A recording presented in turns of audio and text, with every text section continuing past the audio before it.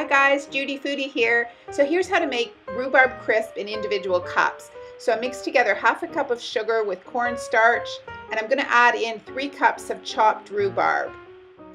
This gets then put into the bottom of 6 individual baking cups, so make sure that they can be baked in the oven. And now for the crumble topping.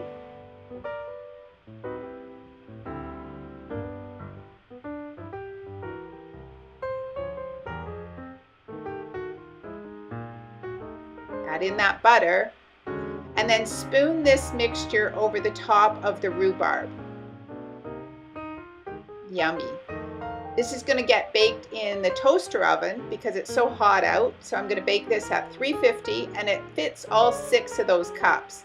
350 for 20 minutes. Please subscribe to my channel, Judy Foodie. See you next time. So the one I've chosen for today is romaine.